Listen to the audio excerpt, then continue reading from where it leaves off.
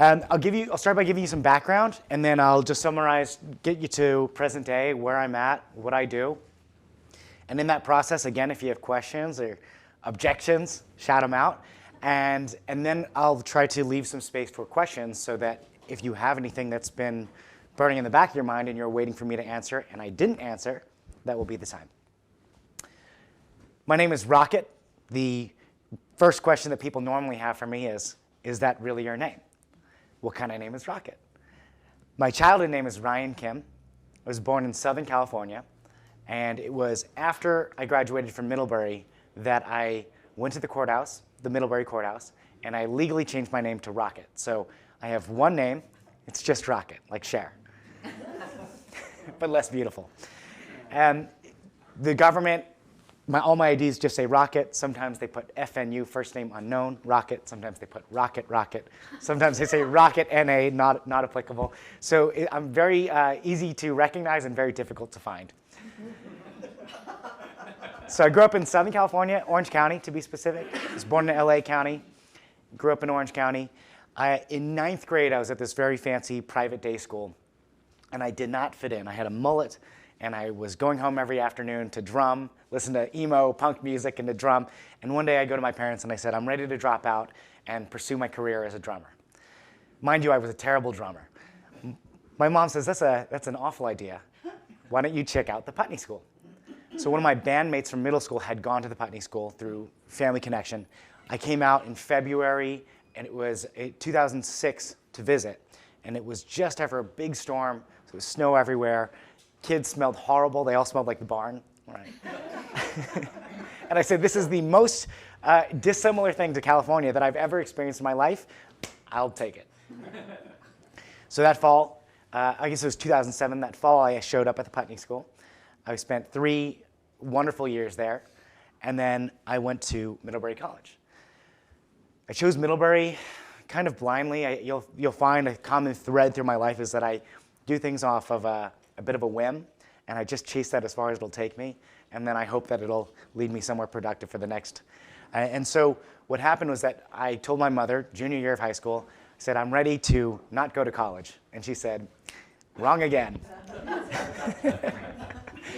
So she flew out to the Putney School, put me in the car, and drove me around the New England colleges. I remember we got to Dartmouth. I got out of the car. I looked at Dartmouth, and I said, nope. We got back in the car, and we kept driving. She is infinitely patient and a wonderful, wonderful woman. We get to Middlebury, and we get to Middlebury on an October fall day. There's leaves everywhere. The kids are throwing frisbees. There's slackline. It was just the perfect, if you've been to Middlebury, you know it's the perfect campus environment. I said, this is it. So I applied early, I got in, and I started in the fall of 2010. So 2010 to 2014, I spent 4 years on campus. I studied economics. And one of the things that happened that really, there were 2 events really that I think are noteworthy about my experience in Middlebury. One was that I started working for the Office of the President. And so my whole family, they're immigrant entrepreneurs, were Korean by blood. And many of my family members have gone to sort of Ivy League, top-tier schools. And there was this pressure in our family to follow that same path, of which, if you're an immigrant in Southern California, Middlebury is not part of that group. To us, it's a great school, but to an immigrant in California, they say, why not Harvard? My older sister had gone to Harvard, and I knew that by choosing a smaller school in a smaller state that I was making trade-offs that felt right to me, but were maybe going to lead to a different set of experiences than I would have had I gone to a bigger school. So I applied to work at the Office of the President, and through that was given an assignment to get involved with economic development in Middlebury. So it was just really by chance that I ended up studying economics, and the reason I studied economics, I had a tremendous microeconomics professor my first semester, and then I had a really sexy macroeconomics professor who we all had a crush on my second semester. And I said, a great professor, a hot professor, I'll take this major. And that's how I ended up as an economics major. And through that, I started doing economic development work through Middlebury College, and that kind of carried on as a thread through my life to this day. The other thing that happened I guess there were two other things. One is that the summer after my sophomore year, I was curious about America because coming from Southern California, I went to the eclipse yesterday as well, and coming down, the traffic, the red lights, maybe you've seen the photos, coming down 89, it was bumper to bumper-ish. But we're going 40 miles an hour, and I said, by California standard, this is incredible.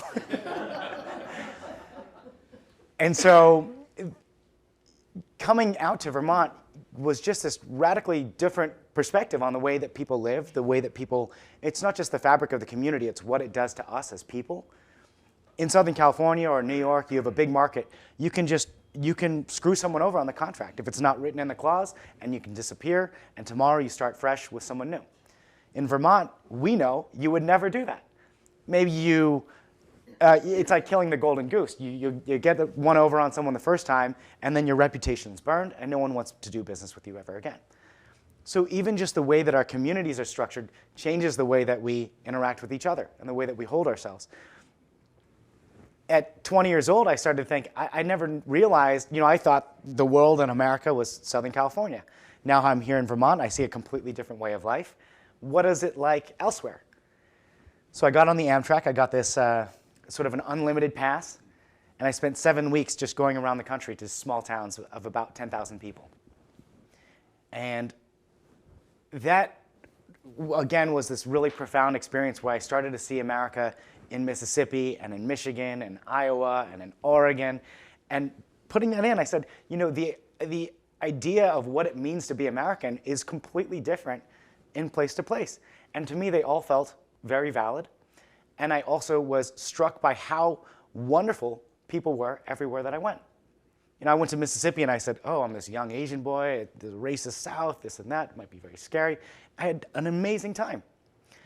And so that gave me a lot of confidence to then always pursue things with curiosity and to be able to walk into a new community and meet people and say, I am willing to give the benefit of the doubt because 9.5 times out of 10, it's turned out wonderfully, probably even higher than that. So that was sort of this, I think through a thread of a lot of my work, people find it to be very positive.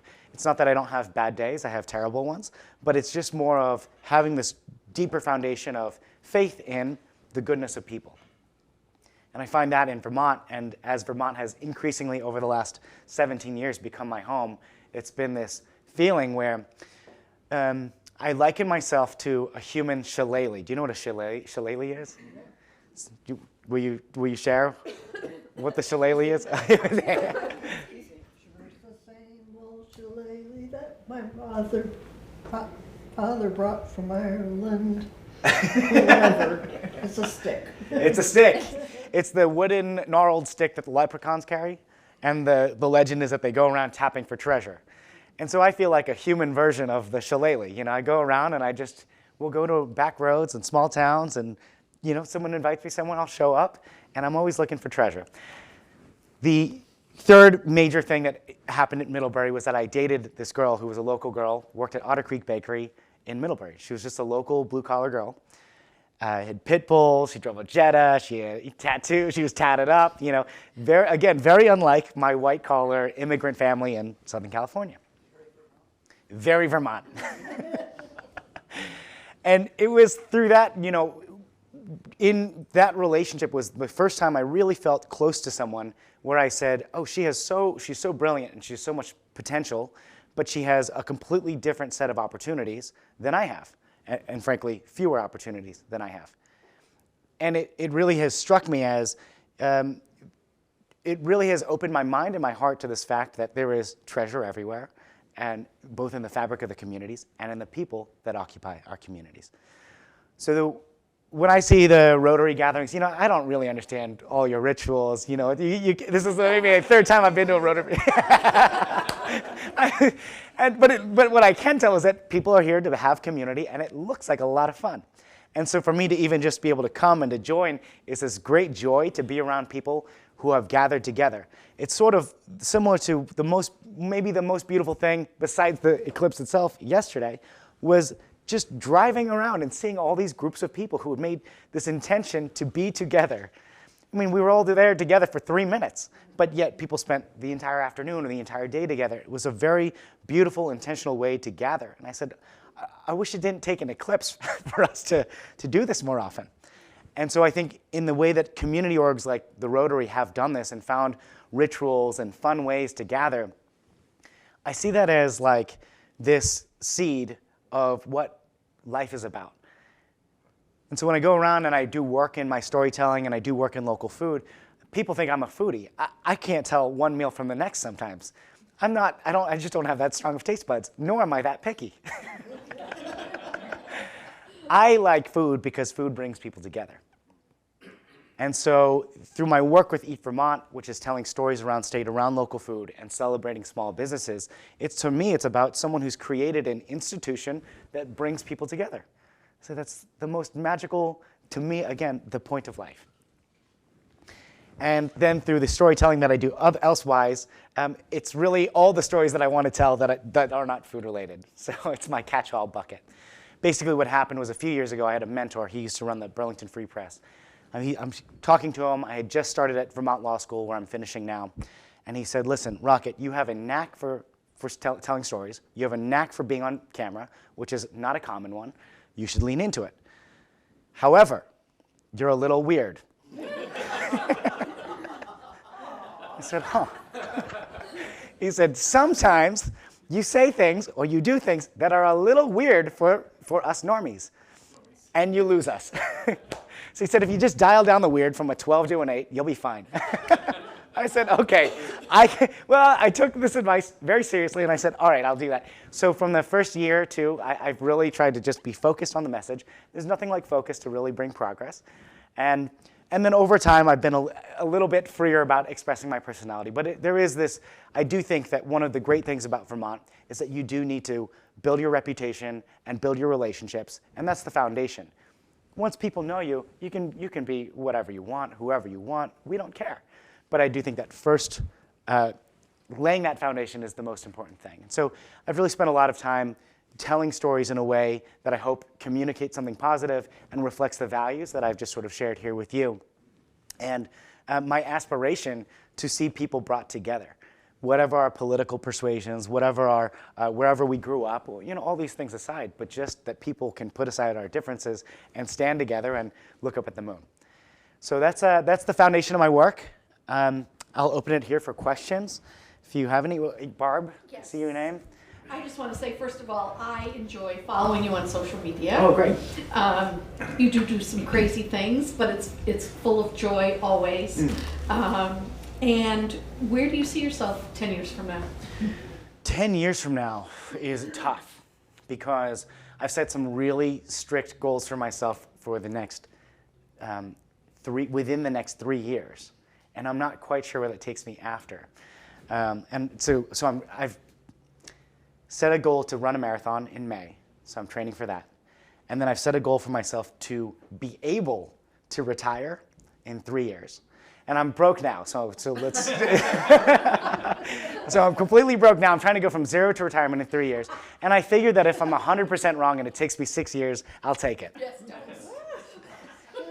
And again, for me, it's more about just having ambitious goals to just try hard. And thank you. Actually, this reminds me, I brought this bag here.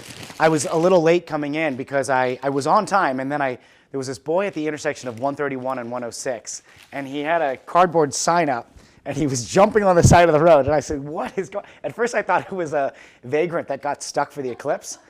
And I'll pick anyone up, but not today. But I just said, let me just investigate what's going on, because I'm curious. So I pulled in, I said, what's going on? Turns out it's a child. He's 12 years old. He's selling muffins.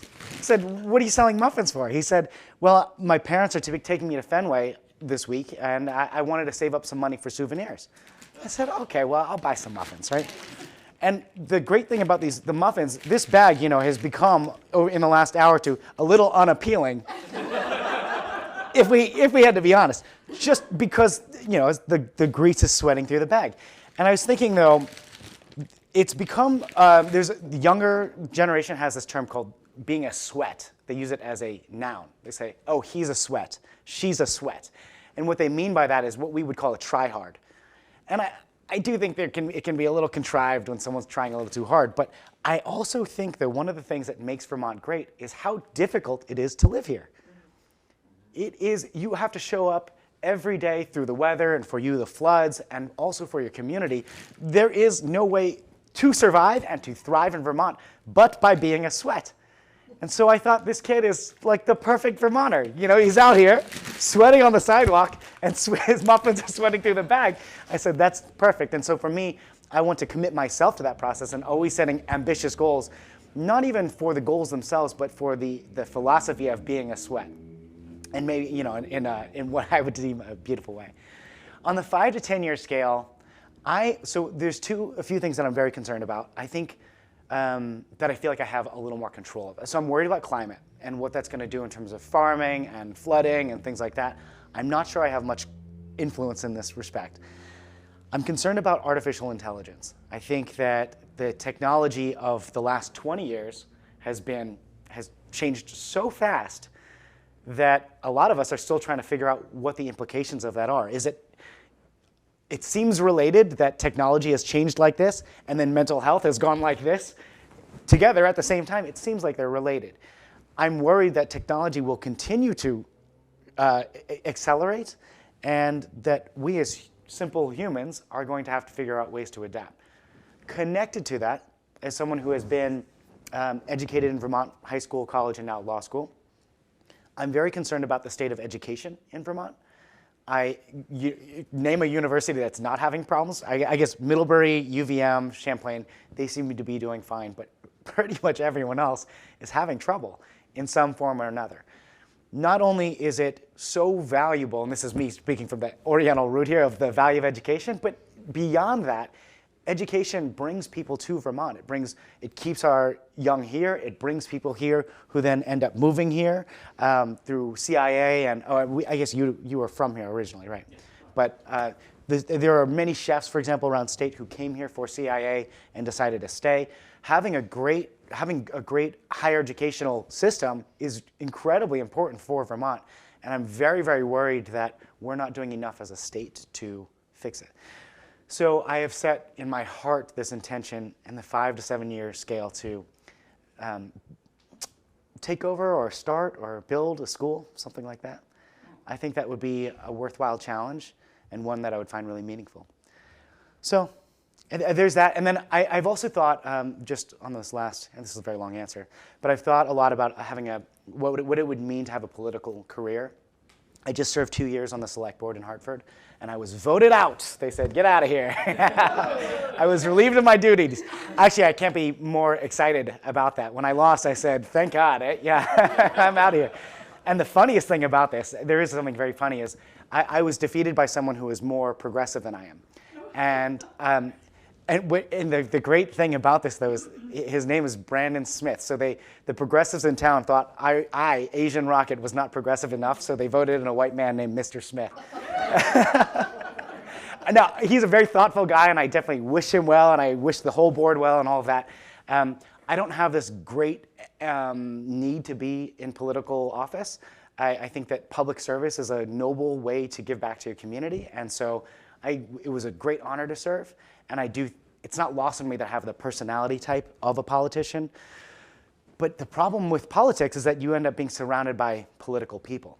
And I don't really like that. So it's an open-ended conversation for me. I thought about, I had this 2-year thought experiment of what would it be like to run against Bernie Sanders this year? Because I'm 32 now. You have to be 30 to run. And I just said, wouldn't it, and it's not even for me anything antagonistic to Bernie. It's just, shouldn't we challenge, like, it should not be taken as a given that someone who's there will be there next time. Shouldn't we challenge this idea that we should have young people in government, people who are going to have to live through the repercussions of their rulings? I just would like to see things disrupted and questioned. That said, I'm not doing it. I think that's a little bit too big for my britches. But there is nothing that I won't consider, let's say. So we'll see. You mentioned your travels, and that sort of struck me when you hopped on the train to nowhere. Some of my best travel adventures were when I had no destination. Oh, yeah. And I'm curious if you've written about that, because I'd love to read about it. And one of my favorite trips I've ever taken was I spent a month in Northern Africa. And I paid for a hotel room one night. Otherwise, the folks that I met along my travels invited me to stay with them. And that was really, that set me on a course to always travel like that. You know, when we travel, we don't go to a tourist. We land at the airport, we get the brochures, we know that's where we don't want to go. Right. We want to go where the people are. Right. There's no sense in traveling if you're not going to have a taste of the people. Sure, yeah. So I'm curious if you've written about that, because I'd love to read about your travels. I wrote a series of dispatches for Middlebury, the website. I thought about writing a book. So I've been to all 50 states multiple times. I've been to 30 countries. And I feel like a minority in my generation where I feel positively about America. I love America. I'm so glad to be here. I was gonna write a book called "Fuck Your America, Make Love with Mine." And just because I felt, this is a few years ago, I felt people were so cynical about America, especially, you know, coming through 2020 and so forth. And I said, America represents 4% of the population in the entire world. If you had to land in one country, you didn't know what your body was going to be, what gender you'd be, what your orientation was going to be. You had no idea. You just knew that you were going to land somewhere. Where would you go? And people say, oh, well, I would go to Denmark. Well, would you go to Denmark if you were an Arab? I don't know. But I would maybe come to America. And so I think all things told, just the amount of opportunity we have here is so incredible. So I've done some writing about it. I've also hitchhiked. I hitchhiked from Vergennes to Los Angeles. And I gave myself 1 week $100, and I was so surprised that I made it in one piece, and under budget, and on time, that I flew to Miami and I hitchhiked to Seattle. 1 week, another $100. Because one time could be fluke, right? Twice is skill. At least that's what I like to tell myself. But even in the traveling, you know, I'm cognizant of the fact that if I was a woman, I couldn't necessarily feel the same sense of comfort doing this. And so just really understanding where I do have the opportunities and where I don't. But there's some writings out there. You could probably find Ryan Kim, Middlebury, something like that, Train. I don't know. Did you tell us why you chose Rocket as your name? I did not tell you this. That girl I dated my senior year of college was my first like true heartbreak. And I was on track to be a banker at this point, you know, going to finance and this and that. And I said, well, what am I doing? I don't want to go live in New York City with all these schmoes. I want to live in Vermont and date blue-collar girls. So I went to Oaxaca, Mexico for 3 months. Well, I went to Virginia and I did some work there. Then I went to Oaxaca, Mexico, and I was doing some writing. Now, I qualify all of this, again, to recognize my own privilege of growing up in a wealthy family where I graduated with no debt. So it's not that I had to go pay off my debt right away, and so I'm fully cognizant of that. And not only, you know, I'm not ashamed to say it. In fact, I'm proud to say it. You know, if you say like, well, would you rather grow up in America or grow up in an impoverished country? For sure, America. I'm grateful and thankful and proud of the privilege. So I went to Oaxaca, Mexico, and I was doing some writing. I was doing a lot of writing and sorting through what it was, this transition from my sheltered college years to whatever was coming next. And one day, this name Rocket popped in my head.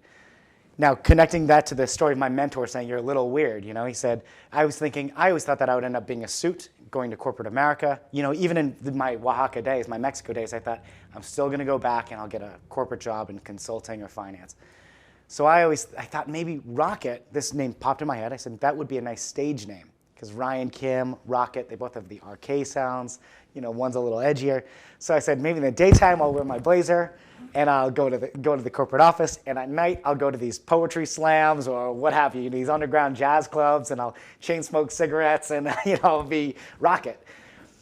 I tell this to my best friend, and you know, I get back and I see him. He's in California, and I have this epiphany. I said, I have this epiphany. I'm going to use this name Rocket as a stage name. And he said, that is so incredibly stupid. I said, oh my gosh. Now I really respected that guy, still respect him a lot, and it really gave me pause. So I thought about it for a year, and I said, he's right, it is stupid. Why would I use it as a stage name? I'll just use it as my name. So I don't think that was the way that he was intending to go, but you know, I'm like trying to squeeze a water balloon. You know, push it on one side, it opens on the other. And yeah, so that's the story behind it. Great. One more short question. Okay, what water were you swimming in yesterday? That was the White River by South Royalton. And I filmed that one the day before. So, there's some things that I do where, like, I produce content, you'll see it stacked up, and it doesn't always come out the same day. But the White River in South Royalton, the thing about cold swimming, I swim in the rivers all winter, and it's very good for your circulatory health, but I mostly do it for emotional purposes because you can tell I'm fire-blooded.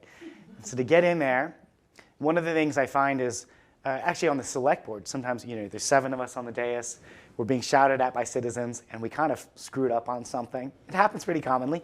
You're being broadcast, there's a TV here, you can see yourself sweating on the screen.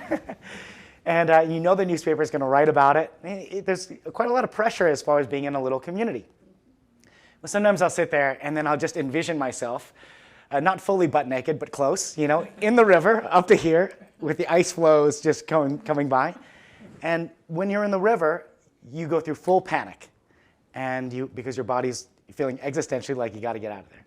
To have the emotional mastery to say, this just hurts, but I can stay in here for a couple minutes and I'll be fine. So you have to overcome your fight or flight instinct. And so sometimes in stressful moments, I'll be sitting here smiling like this, okay, yeah. And I'm just thinking about the river, keeping myself nice and calm. So that's actually why I do the cold swimming, is just this communion with nature and to sort of always just self-mastery, ground myself. But the most important thing about that, people say, it's like your car, you don't need a gas, you need brakes, right? And so getting into the river, it's not about getting in, it's about coming out. And so with South Royalton, there's a nice, easy way to hop out of the river. So that's one of my put-ins. Let's thank Rob for joining us today. Thank you. Thank you for having me.